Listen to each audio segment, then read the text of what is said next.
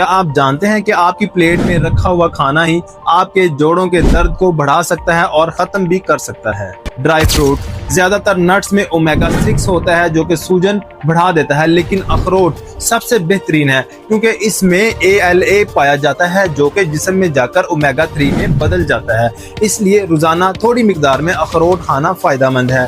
दालें और लोबिया, अक्सर लोग समझते हैं कि दालें हमेशा सेहतमंद है, लेकिन इनमें मौजूद लेक्टेन्स और ऑक्सैलेट्स जोड़ों के दर्द को बढ़ा सकते हैं और गट हेल्थ खराब कर सकते हैं। चूंकि आर्थराइटिस अक्सर आंतों की सोजिश से जुड़ा होता है, इसलिए मरीजों को दालों और लोबिया से एहतियात करनी चाहिए। होल ग्रीन, ये बज़ाहिर सेहतमंद लगते हैं मगर इनमें ज्यादा कार्बोहाइड्रेट्स, ग्लूटेन और ओमेगा 6 होता है। ये तीनों चीजें आर्थराइटिस की अलामात को बढ़ा सकती हैं। गोश्त और मुर्गी, यहाँ राज छुपा है जानवर की खुराक में। अगर जानवर कुदरती चारा खाए, गोश्त और अंडे फायदेमंद हैं। अगर जानवर सिर्फ फीड पर पाला गया हो, ओमेगा 6 ज्यादा होगा और सोजिश बढ़ेगी। इसीलिए देसी मुर्गे और देसी अंडे हमेशा बेहतर इंतखाब हैं।